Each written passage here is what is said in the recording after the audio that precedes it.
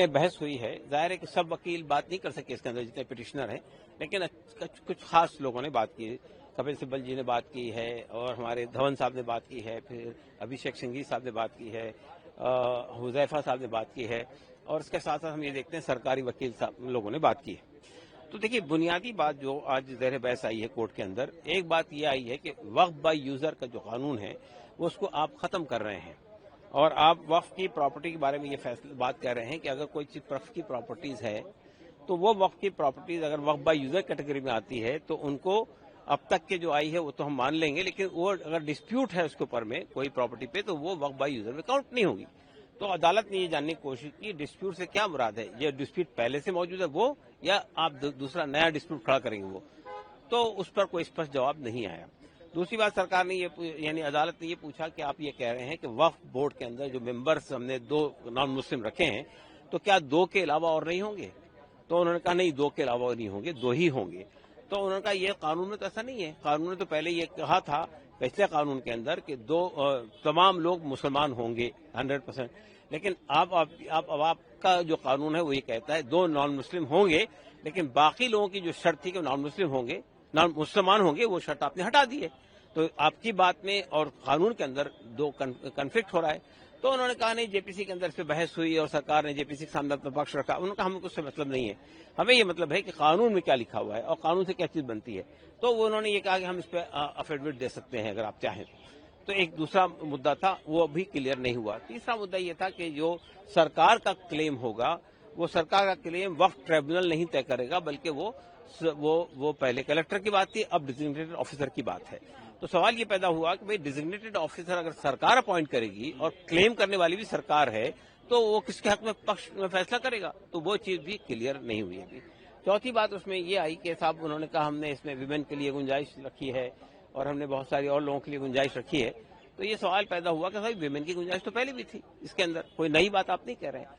तो बहरहाल अभी इसमें कई ऐसे फैक्टर चीजें हैं जो बाकी हैं। मिसाल के तौर पे लॉ ऑफ लिमिटेशन के एग्जम्पशन से इसको आपने खत्म कर दिया।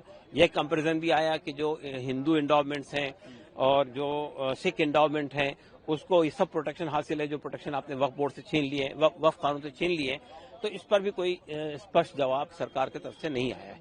बहरहाल हमें उम्मीद है कि जिस तरह से बहस चल रही है, हमें उम्मीद है कि बहरहाल कल भी इस पर और विस्तार से चर्चा होगी। हम ये तवक्को रखते हैं कि या तो पूरा एक्ट स्टे हो जाएगा या इसके कई ड्रैकोनियन प्रोविजंस को स्टे कर दिया जाएगा। जो सजा थी वो कम कर दी गई है। वक्फ बोर्ड के जितने भी औकाफ के थे उसमें ये था कि डेमोक्रेटिक कल्चर से चुनकर आते थे, जैसे बार एसोसिएशन से होता था, एक इस्लामिक स्कॉलर होता था, एक मुतवल्लियों से चुनकर के आता था। तो वो जो चुनाव का जो, और फिर वो सब मिलकर के 6, 7, 8 जितने भी लोग होते थे मेयर, वो अपने में से चेयरमैन चुनते थे। अब नॉमिनेशन होगा, तो इसका मतलब ये कि हम डेमोक्रेटिक चीजों को खत्म कर रहे हैं, डेमोक्रेटिक कल्चर को खत्म कर रहे हैं।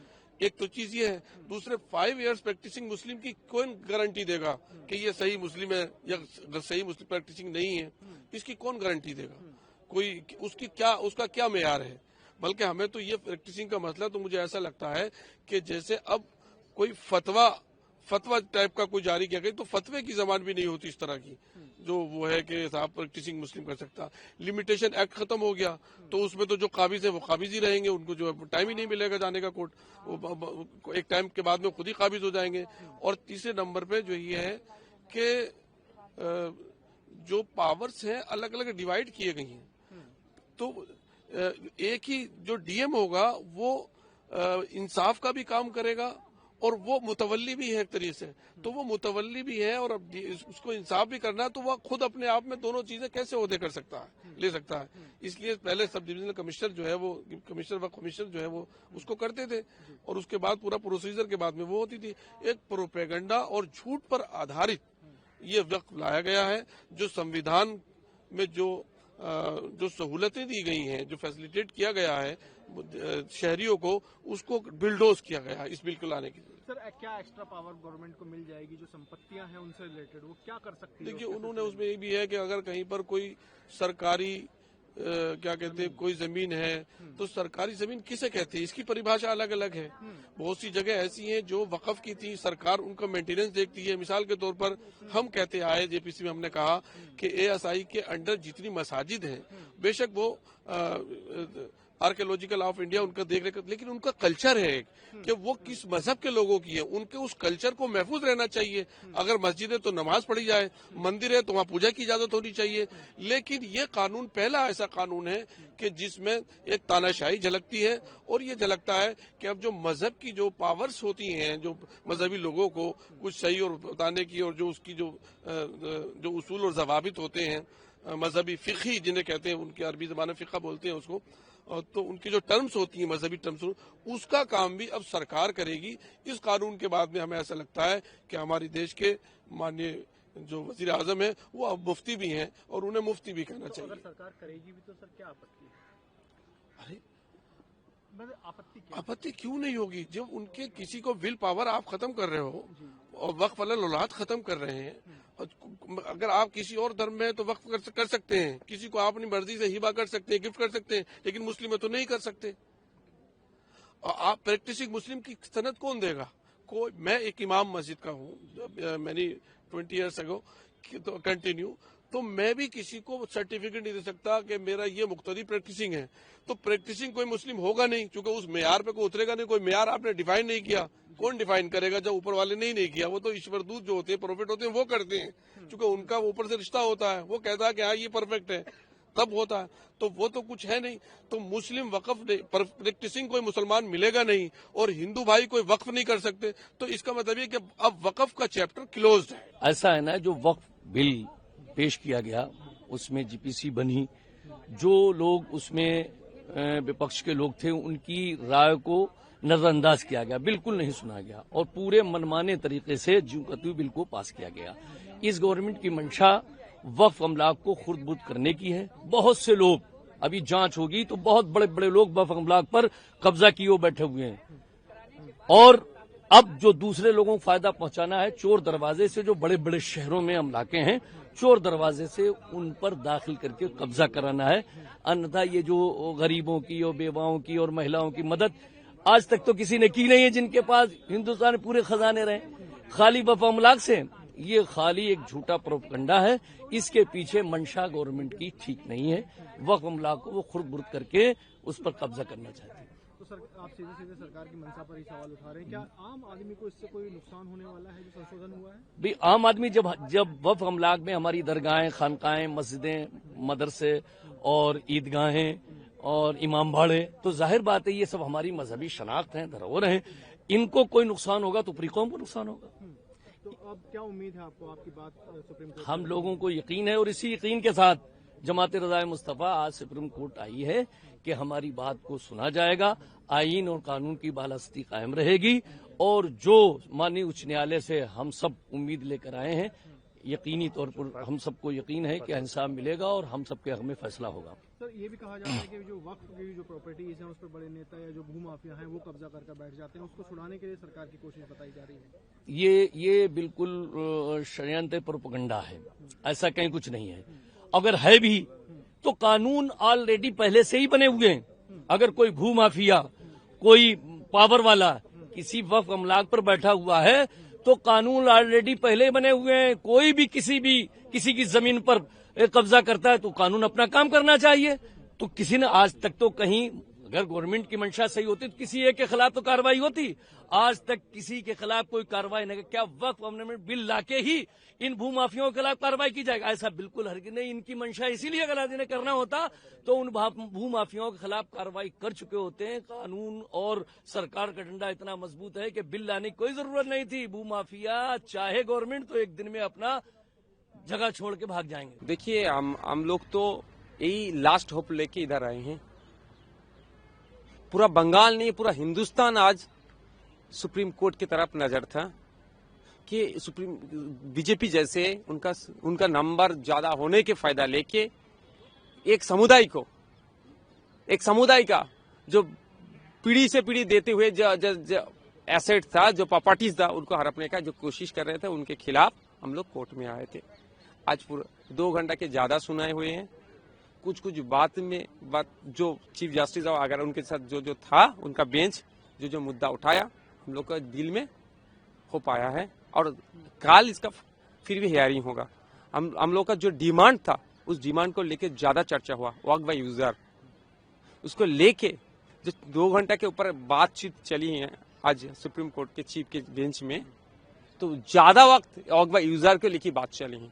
ये हम लोगों के लिए, हम लोग को होप दिख रहा है इसमें। We have been very hopeful in the Supreme Court from day one, from the very morning, and the way Supreme Court has entertained our petition, that was a remarkable one. और हमें पूरी उम्मीद है कि सुप्रीम कोर्ट कल stay करेगा। अगर supreme court ने एक दिन का समय लिया है तो ये एक उम्मीद से भरा दिन है कि बहुत अच्छी पिटिशन में बहस भी हुई है, बहुत अच्छी वहां चर्चा भी हुई है। सुप्रीम कोर्ट ने सरकार से जो सवाल पूछे हैं उन सवालों के कोई जवाब सरकार के पास नहीं थे। सरकार से सवाल उन्होंने पूछा सुप्रीम कोर्ट ने कि अगर जैसे मुस्लिम वक्फ में 2 गैर मुस्लिम सदस्यों को आप लाने की बात करते हैं तो क्या हिंदू ट्रस्ट में भी लाया जा सकता है मुस्लिम सदस्यों को? सरकार के पास कोई जवाब नहीं था। नोटिस इश्यू हो जाएंगे कल तक और स्टे हो जाएगा, ये पूरी उम्मीद हम करते हैं। सुप्रीम कोर्ट से पूरी उम्मीद है न्याय की, जहां सरकार ने बहुत भारी वायलेशन किया है आर्टिकल्स का, कॉन्स्टिट्यूशन के आर्टिकल्स के वायलेशन का इतना ज्यादा अगर वायलेशन हुआ तो ये पहला कानून बना है जिसके ऊपर हमें उम्मीद है सुप्रीम कोर्ट फैसला सुनाएगा। बाई यूजर को लेकर के भी सुप्रीम कोर्ट का रुख दिखाई दिया, और कहीं ना कहीं जो पश्चिम बंगाल में हिंसा हो रही है देखिए एक्ट को लेकर के, उस पर भी सुप्रीम ये कोर्ट वक्फ बाय यूजर अपने आप में जिस तरह से उसको हटाया गया है वो अपने आप में आर्टिकल्स का वायलेशन करता है कॉन्स्टिट्यूशन के। सुप्रीम कोर्ट ने सवाल पूछे हैं, कल तक हमें उम्मीद है इसके ऊपर स्टे भी होगा। मुर्शिदाबाद की अगर बात है, जो हो रहा है गलत हो रहा है, कहीं पर भी हिंसा का साथ नहीं देना चाहिए। इसके लिए जिम्मेदार वो लोग हैं जो ये कानून भी लाए हैं और वो लोग भी होंगे जिनके हाथ में लॉ ऑर्डर है। लेकिन ऐसा कानून लाया ही शायद इसलिए गया है कि पूरे देश भर में हिंसा हो। मैं अपील करता हूं कोई हिंसा का रास्ता नहीं चुने, हम गांधी के देश में रहते हैं, लेकिन जो लोग इस कानून को लाए हैं उन्हें पहले से मालूम था कि ये होगा। ऑनरेबल सुप्रीम कोर्ट ने जिस तरीके से वक्फ बोर्ड ने क्लेम किया था कि हाई कोर्ट, जो दिल्ली हाई कोर्ट है, उसकी जो भूमि है वो भी कहीं ना कहीं वक्फ से एसोसिएटेड है, उस पर भी सुप्रीम कोर्ट की एक तल्ख टिप्पणी दिखाई दी। देखिए आज की तारीख में जो हालात वक्फ बोर्ड्स के बनाए गए वो सबके सामने हैं, और सुप्रीम कोर्ट ने जो टिप्पणी की है हमें उम्मीद है कि सुप्रीम कोर्ट वक्फ को मजबूत बनाने की तरफ जाएगा। दिल्ली हाई कोर्ट की जगह पे ऐसी बहुत सारी भूमियां होंगी जिनके आप पुराने रिकॉर्ड देखेंगे, पर आज विवाद किस तरह का है कि आप आज की भूमि के ऊपर क्या करना चाह रहे हो। भूमाफियाओं की नजर गड़ाने वाले सरकार में बैठे हुए हैं, संरक्षण दिए हुए, तो उनसे क्या उम्मीद? जवाब दे सरकार का, जो सरकार से सवाल पूछेगा। आज सुनवाई हुई, हम यहाँ आए थे, सारे वकीलों ने अपनी बात रखी, और ये जो केंद्र सरकार जो अनकॉन्स्टिट्यूशनल बिल लेकर आई है, हमें उसमें उम्मीद है कि हमें कुछ ना कुछ ऐसा ऑर्डर यहाँ से पास होगा जिसपे हमें राहत मिलेगी। और ये जो हमारी वक्फ की ज़मीनों को कब्जा करना चाहते हैं वो कहीं ना कहीं उस पर रुकेगा। माननीय उच्चतम न्यायालय ने एक टिप्पणी भी की कि जिस तरीके से हाई कोर्ट की जमीन पर वक्फ बोर्ड ने क्लेम किया, कहीं ना कहीं उसको लेकर के भी माननीय उच्चतम न्यायालय ने निराशा जताई। देखिए मैं चेयरमैन रहा हूँ वक्फ बोर्ड का, और लंबे टाइम तक चेयरमैन रहा हूँ। यहाँ पर 1977 प्रॉपर्टीज़ हैं वक्फ की, और वो सारी की सारी वक्फ के गज़ट नोटिफिकेशन के अंदर हैं। उसमें एरिया भी है, उसमें लोकेशन भी है, तो ऐसा कुछ नहीं है कि हम किसी भी ज़मीन को जो है ये हम क्लेम कर दें, ऐसा कुछ नहीं है, और क्लेम कर देने से हो नहीं जाती है। लेकिन जो ज़मीन है, जो 9 लाख प्रॉपर्टीज़ हैं, जो वक्फ बाय यूज़र हैं, वो ज़मीन तो हमारी अपनी ज़मीनें हैं ना, तो वहाँ पर हमारे कब्रिस्तान हैं, दरगाह हैं, और एक ज़माने से हैं, तो उनको ये कब्ज़ा करना चाहते हैं। जैसे 123 प्रॉपर्टी दिल्ली के अंदर हैं, तो एक नोटिफिकेशन पीछे जारी भी किया था इन्होंने, यूनियन ऑफ इंडिया ने। मैं हाई कोर्ट गया, हाई कोर्ट जाने के बाद वहाँ से हमें राहत मिली, और उसमें माना हाई कोर्ट ने कि administration control Delhi Waqf board का था और वक्फ बोर्ड का रहेगा। तो और ऐसी तो बहुत सारी प्रॉपर्टीज़ हैं, लाल मस्जिद के पीछे की प्रॉपर्टी इन्होंने कब्जा कर ली, वहाँ पर बिल्डिंग बना दी, CBI को दे दी। आज भी टर्मिनल के अंदर वो केस चल रहा है। ऐसी जो है माता सुंदरी रोड पर है, ऐसी खसरा 484 है, वो इन्होंने जो है अलॉट कर दिया दूसरी एजेंसी को। तो ये तो ज़मीनों को कब्जा करने का मकसद है सीधा सा, और कुछ नहीं है। और जिस तरह से ये इन्होंने मेंबर, वक्फ के मेंबर, मैं पहले हुआ करता था कि इलेक्टेड MLA, मुस्लिम इलेक्टेड MLA था, वो क्लोज हटा दिया, इलेक्टेड भी हटा दिया, इलेक्शन प्रोसेस से भी ख़त्म कर दिया, और मुस्लिम क्लोज हटा दिया। इलेक्टेड MP था, मुस्लिम था, वो हटा दिया। मुस्लिम जो है वो मुतवल्ली इलेक्टेड था, वो हटा दिया। तो कहीं ना कहीं इलेक्टेड प्रोसेस को ख़त्म किया। और ये जानते हैं कि कहीं भी किसी भी स्टेट में इनका ना तो कोई MP है मुस्लिम, ना ही कोई MLA है। बोर्ड में सारे लोग इनके रहें, उसका बाय डिफ़ॉल्ट, जैसे दिल्ली के अंदर हमारे 4 MLA हैं मुस्लिम हैं, पहले वाले एक्ट के हिसाब से हम में से कोई ना कोई एक आना था। MP, ex-MP कांग्रेस का है, वो आना था। और जैसे हरियाणा है, वहाँ कांग्रेस के हैं, जैसे उत्तर प्रदेश में समाजवादी या कांग्रेस के हैं, ऐसे ही TMC के बंगाल में हैं। तो ये जानते हैं कि अगर वो वाला एक्ट रहता तो बाय डिफ़ॉल्ट अक्सरियत जो है हमारी रहती, और ये उसके अंदर गड़बड़ नहीं कर सकते थे। अब एक ये डीएम को सारी ये पावर दे रहे हैं। अब आप बताओ अगर स्टेट किसी प्रॉपर्टी को क्लेम कर रहा है, जैसे 123 प्रॉपर्टी को स्टेट क्लेम कर रहा है, तो डीएम के खिलाफ चला जाएगा। माननीय उच्चतम न्यायालय ने कहा कि एक ही बात को हर एक पिटीशन में रिपीट नहीं किया जाए, जैसा आप कह रहे हैं कि हर एक पिटीशन में वही रिपीट किया जा रहा था। लेकिन आपकी अलग अलग सबकी अलग अलग पिटीशन है, तो सब ने वो बात रखी है जो उसके अंदर कमियां हैं, सब रख रहे हैं ना उसको। मैं तो चेयरमैन रहा हूँ, मैंने तो फेस किया है। जब मैं चेयरमैन था तो एक भी केस लूज नहीं किया, यहाँ तक कि यूनियन ऑफ इंडिया के खिलाफ 123 प्रॉपर्टी का जीता। और जब मैं नहीं रहा, इनके पास चली गई, रेवेन्यू सेक्रेटरी के पास चली गई, जो डिविजनल कमिश्नर है वो अब चेयरमैन है। जब चली गई तो शाही ईदगाह का मसला आया। वो उसने वक्फ की ज़मीन को, जो ईदगाह के सामने का पार्क है, ये वहाँ कोर्ट के अंदर जाकर ये कहा, एफिडेविट दिया कि ये हमारी नहीं है। अखुंजी मस्जिद जो वहाँ है महरौली के अंदर, वहाँ इन्होंने कहा कि हमारी नहीं है। कई सारी दरगाहें हमारी नहीं है। तो एक तरफ तो हम अपनी ज़मीनों को, जब हम थे, मैं चेयरमैन था, कोई ज़मीन जाने नहीं दी, और एक जो हमारी आज की ज़मीन है, जब इनके पास ये आ गए तो वो सारी चली गई। तो दिल्ली मिसाल है, शाही ईदगाह मिसाल है, अखुंजी मस्जिद मिसाल है, दरगाहें, मामा भांजा की दरगाह मिसाल है, बहुत सारी मिसाल है।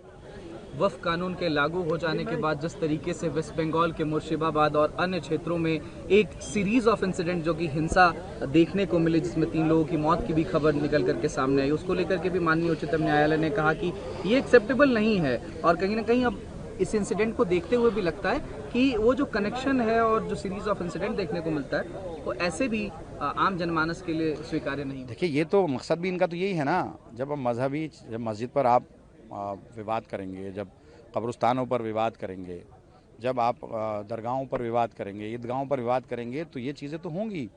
और ये मकसद भी इनका यही है कि ये फसाद करना चाहते हैं, लेकिन हम इसके पक्ष में नहीं हैं। हम नहीं चाहते कि किसी भी किस्म का जो है फसाद हो, झगड़ा हो। जो चीज़ हो बहुत सुकून के साथ हो, पुरअमन तरीके से हो। एहतजाज भी अगर हो तो पुरअमन तरीके से हो। इसलिए हम सुप्रीम कोर्ट आए हैं और सुप्रीम कोर्ट से हमें पूरी उम्मीद है कि इंशाअल्लाह हमारे हक में फैसला आएगा। विधायक जी, एक अंतिम सवाल। राज्यसभा, लोकसभा और माननीय राष्ट्रपति महोदया के सिग्नेचर के बाद ये जो कानून है ये बना है, इस पर असंतोष था, आप लोग सुप्रीम कोर्ट आ गए। सुप्रीम कोर्ट से आपको क्या लगता है कि ज्वाइंट पार्लियामेंट्री कमेटी की 90 से ज़्यादा बैठकों के बाद बनी हुई इस लॉ पर क्या स्टे मिल सकता है, या फिर क्या कुछ फैसला आ सकता है जो आप जिससे संतोष दिखा सकें? ज्वाइंट पार्लियामेंट्री कमेटी के अंदर जो रिकमेंडेशन आए थे तमाम मिली जमातों के, तमाम पार्टीज़ के, वो इन्होंने माने कहाँ हैं? अगर वो मान लेते तो ये कुछ होता ही नहीं। और हमें पूरी उम्मीद है, सुप्रीम कोर्ट के अलावा हम जाएंगे कहाँ? सुप्रीम कोर्ट से हमें पूरी उम्मीद है। बहुत सारे केसेस में सुप्रीम कोर्ट ने इंसाफ दिया है, अक्सर ज़्यादातर केसेस में इंसाफ दिया हो, तो यहाँ से मिलेगा। हमें पूरी उम्मीद है हमें कि यहाँ से हमें इंसाफ मिलेगा। मैंने तो अभी बोल दिया है कि जैसे 2 बातें निकल करके आई, हमारे एडवोकेट हैं जो शाहिद अली जी हैं, उसमें हियरिंग में ये हुआ कि जो वक्फ बाय यूजर, उदाहरण के तौर पर कोई मुस्लिम अपनी संपत्ति दे देता है कब्रिस्तान के लिए या मस्जिद के लिए, तो ये सरकार वापस नहीं ले सकती। जो ये rule, thumb rule lay down किया गया था बाबरी मस्जिद वाले मामले में, तो उस पर राहत मिल जाएगी संभवतः कल। और एक बात और कहा गया कि गैर मुसलमान कैसे हो सकते हैं जब दूसरे हिंदू प्रतिष्ठानों, मंदिरों में नहीं है, तो 2 पर रिलीफ मिलता हुआ नजर आ रहा है। सर, आज कोर्ट में रहा कि सरकार ने भी अपनी दलील दी और जिन्होंने पिटीशन फाइल किए हैं उन्होंने भी दलील दी है, और ये दलील दी है, ये दलील सब उनकी खारिज होगी। आज लंबी सुनवाई है, 2-3 घंटे सुनवाई चली है। अब कल तक के लिए सुनवाई टाल दी गई है, कल फिर दोबारा सुनवाई होगी इस विषय पे, और मैं मानता हूं कि इन सबकी पिटीशन खारिज होगी, क्योंकि वक्फ बोर्ड बिल में जो भी अमेंडमेंट हुआ है वो संसद द्वारा, सभी पक्षों द्वारा, सभी पार्टियों द्वारा वहां पे चर्चा कीजिए, उसके बाद बिल संवैधानिक रूप से वहां पास हुआ है। उसमें मुझे लगता है कि सुप्रीम कोई हस्तक्षेप नहीं करेगा, उनकी सबकी पिटीशन खारिज होंगी। क्या सभी को अपनी बात रखने का हक नहीं है? आपको लगता है खारिज होगी, क्योंकि अभी तो कुछ डिसीजन भी नहीं आया? ना, हम कह रहे हैं खारिज होगी। रखे ना पक्ष रखे ना, आज भी पक्ष रखा। अभिषेक मनु सिंह भी बोले, कपिल सिब्बल बोले, और सरकार की ओर से भी मेहता जी बोले, और कल हमसे भी सबमिशन मांगा है। हम लोग भी बोलेंगे और अपना पक्ष रखेंगे, बताएंगे कि ये जो पहला जो वक्फ बोर्ड था जिसमें अमेंडमेंट नहीं था, उसमें जो अमेंडमेंट किया गया है वो एकदम राष्ट्र हित में है और कानून संगत अमेंडमेंट है, उसमें कहीं से भी कुछ गलत नहीं है। ये वक्फ बोर्ड की जितने भी गुंडागर्दी और जो तानाशाही चल रही थी वो खत्म हो चुकी है और यहाँ से उनकी पिटीशन रद्द होगी।